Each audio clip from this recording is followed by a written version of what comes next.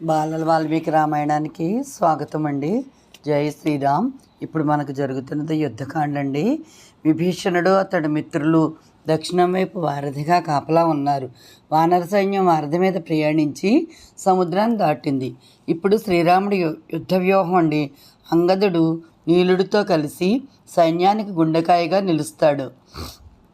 వృషభుడు దక్షిణ భాగంలోనూ గంధమాదనుడు ఎడంవైపు ఉంటారు. రాముడు లక్ష్మణుడు ముందు నడుస్తారు. జాంబవంతుడు సుశేషణుడు వేగదర్శి సైన్యం మధ్యలో అంటే కుక్షి భాగంలో ఉంటారు. సుగ్రీవుడు మిగిలిన వీరులతో జఘన భాగాన్ని రక్షిస్తూ ఉంటాడు. ఇది శ్రీరాముడి యుద్ధతంత్రం. ఆ తర్వాత రావణుడి దూత శకుణ్ణి వదిలేయమన్నారు. శ్రీరాముడు శుకుడు రావణుడి దగ్గరికి వచ్చి, రాజా, వానర సైన్యానికి మన సైన్యానికి పోలికే లేదు. అది భూమి పట్టణంత ఉంది. శ్రీరాముడిని శరణ వేయడం తప్ప మనకు మరో దారి లేదా అన్నాడు. రావణుడు ఆ మాటలు లక్ష్య పెట్టలేదు.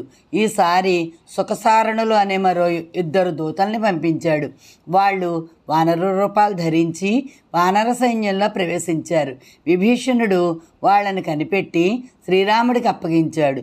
కానీ శ్రీరాముడు వాళ్ళని వదిలేశాడు.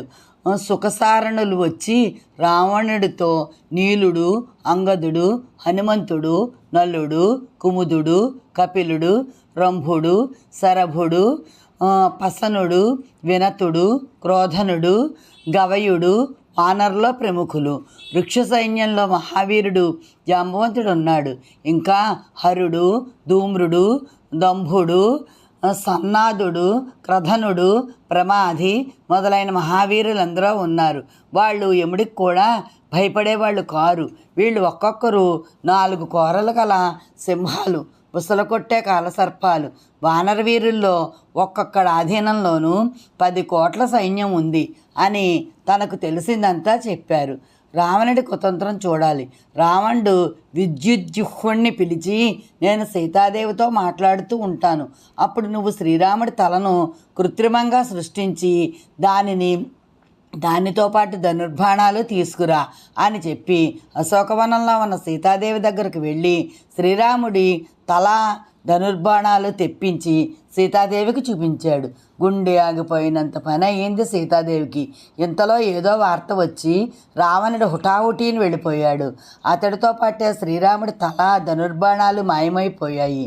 శోకంతో మూర్చపోయిన సీతాదేవికి స్వాంతన వాక్యాలు పలికి ఆమెను ఇలా బాదార్చింది సరమ అనే రాక్షసి. సీత, దిగులు పడకు, ఇదంతా రావణుడి మాయ. ఈ యుద్ధంలో శ్రీరాముడే జయిస్తాడు. రావణుడి తల్లి కైకసి, అతడి వృద్ధమంత్రి అవిరుద్ధుడు, మాతామహుడు మాల్యవంతుడు రావణుడికి శ్రీరాముడితో సంధి చేసుకోమని చెబుతున్నారు. కానీ రావణుడు వింటేనా అంటూ అక్కడ విషయాలన్నీ తెలుసుకొని వచ్చి సీతాదేవిని ఓదారుస్తోంది సరమ. రావణుడు స్వయంగా వ్యూహరచన చేశాడు. విరూపాక్షుణ్ణి సైన్యం మధ్యలో ఉండమన్నాడు. రావణుడి యుద్ధతంత్రాలన్నీ విభీషణుడి అనుచరులు అనలుడు, శరభుడు, సంపాతి, ప్రఘసుడు పక్షరూపాల్లో వెళ్ళి తెలుసుకుని వచ్చారు. దానికి అనుగుణంగా శ్రీరాముడి వ్యూహరచన చేస్తూ, కపివీరులారా, ఎవరు మానవ రూపాలు ధరించకండి. నేను, లక్ష్మణుడు, విభీషణుడు, అతడి 4 మంత్రులు మాత్రమే మానవ రూపాల్లో ఉంటాము. విభీషణ, ఒక్కడు చేసిన పాపానికి మొత్తం రాక్షస సమూహం అంతటిని చంపవలసి వస్తోంది అన్నది నా బాధ. కానీ తప్పదు, ఒకడి అపచారానికి కులం మొత్తం నాశనం అవుతుంది అంటూ శ్రీరాముడు, లక్ష్మణుడు తక్కిన వానర వీరులు సువేల పర్వతాన్ని అవరోధించారు. ఎత్తైన రాజభవనం పై అంతస్తులో రావణుడు టీవీగా కూర్చున్నాడు. అతడు చూసిన సుగ్రీవుడు ఉండబెట్టలేక ఎగురుకుంటూ వెళ్ళి రావణ్ణి కవ్వించి మరీ వచ్చాడు. శ్రీరాముడు అంగదుణ్ణి రావణుడి దగ్గరకు దూతగా పంపాడు. వెళ్ళి సీతాదేవిని అప్పగించి శరణు కోరుకోమని శ్రీరాముడు సందేశం చెప్పాడు. రావణుడు కోపంతో మటమటలాడిపోయాడు. అంగదుడిని సంహరిద్దామని చూశాడు.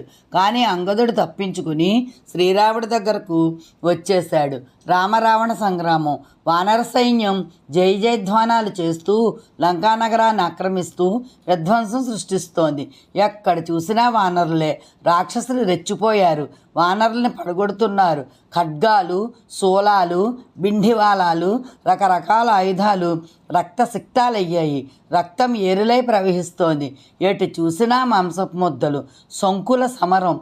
చీకటి పడింది. ఇంద్రజిత్తు పారిపోయాడు. కానీ తీవ్రంగా కలత చెంది తిరిగి వచ్చి మాయలు పన్నడం మొదలుపెట్టి నాగాస్త్రం వేశాడు. శ్రీరామలక్ష్మణులు, అంగదుడు, విభీషణుడు, జాంబవంతుడు, హనుమంతుడు సర్పబాణాల్లో చిక్కుకొని పోయి నేలపై పడ్డారు. రావణుడి ఆనందానికి అవధులే లేవు. సుగ్రీవుడు బాధపడ్డాడు. వానరవీరుల్లో కలకలం. విభీషణుడికి ఏం చెయ్యాలో పాలిపోవడం లేదు.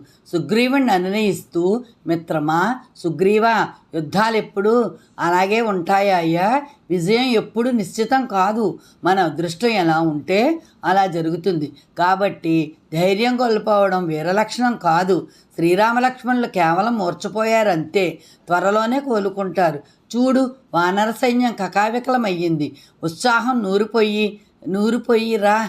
లేదా నువ్వు శ్రీరామలక్ష్మణ్ని చూసుకో, నేనే సైన్యాన్ని ఉత్సాహపరుస్తాను అంటూ వెళ్ళాడు. త్రిజట సీతాదేవిని పుష్పక విమానంపై తీసుకువెళ్ళి బాణాల మధ్య మూర్చపోయిన శ్రీరామలక్ష్మణ్ని చూపించడంతో సీతాదేవి హతాశురాలైపోయి ఆక్రోశించడం మొదలుపెట్టింది. అప్పుడు త్రిజట, సీత, నా మాట నమ్ము, శ్రీరాముడు మరణించలేదు.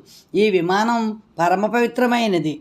పుణ్యస్త్రీలకు మాత్రమే ఇందులో ప్రవేశించే అవకాశం ఉంటుంది. నీ భర్త మరణిస్తే నువ్వు ఈ విమానాన్ని అధిరోహించలేవు. అటు చూడు, వానర సైన్యం యుద్ధానికి సన్నద్ధమవుతోంది. అంటే నాయకుడు బతికి ఉన్నాడన్న మాటే కదా అని వెనక్కి తీసుకువెళ్ళిపోయింది. శ్రీరాముడికి స్పృహ వచ్చింది. పక్కనే లక్ష్మణుడు అచేతనంగా పడి ఉన్నాడు. శ్రీరాముడు బాధపడుతూ, ఎక్కడైనా సరే సీతాదేవి లాంటి భార్య దొరకవచ్చునేమో కానీ లక్ష్మణుడు లాంటి సోదరుడు మాత్రం ఎంత వెతికినా దొరకడు. లక్ష్మణుడే లేకపోతే ఇంకా నాకు సీతాదేవి ఎందుకు, రాజ్యం ఎందుకు అంటూ విలపిస్తున్నాడు. ఇంతలో గరుక్మంతుడు అక్కడికి వచ్చి సర్పబాణాలన్నింటినీ చిటికలో హరింపవేశాడు.